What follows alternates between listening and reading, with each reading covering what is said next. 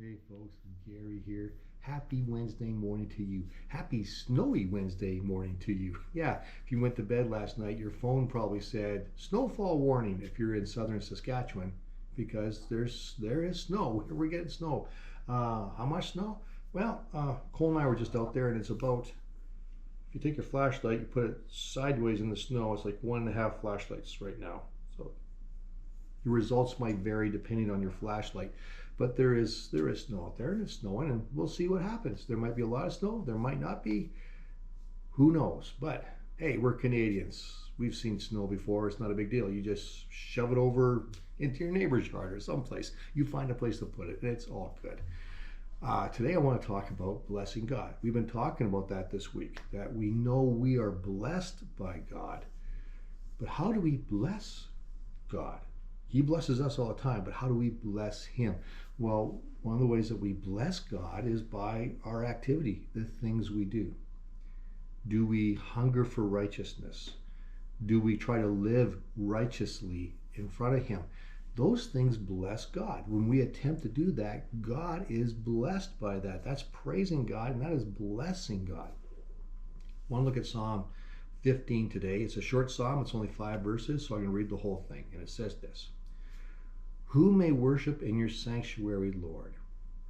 Who may enter your presence on your holy hill? So the first part of the psalm, David is saying, hey, who can come and worship you? I want to come and worship you. I want to come and praise you. I want to bless you. How can I bless you?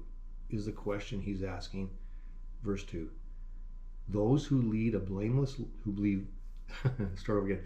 Those who lead blameless lives and do what is right, speaking the truth from sincere hearts.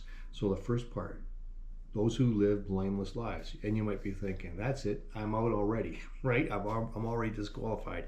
No, you have a blameless life. If you've given your life to Christ, Jesus has made you righteous. You've been made righteous through the cross.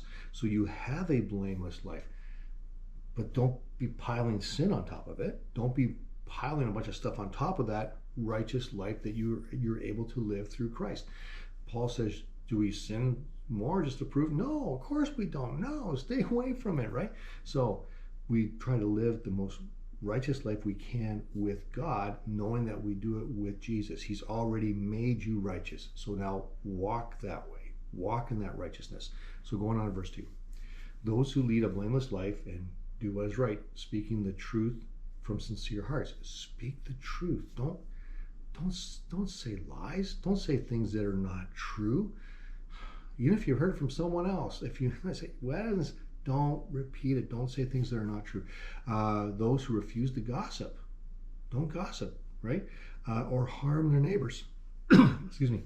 Don't harm your neighbor.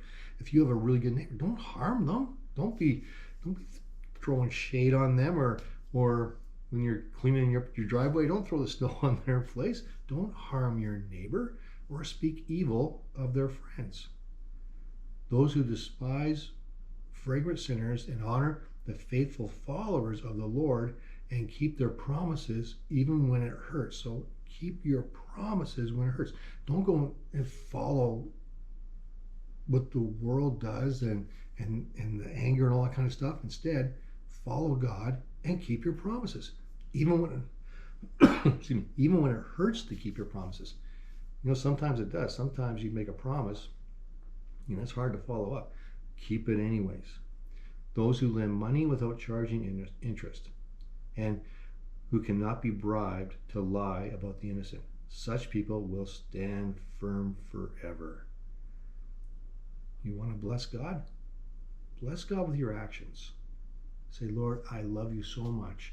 Even though it hurts sometimes, I'm going to bless you with my actions because I love you and I want to bless you.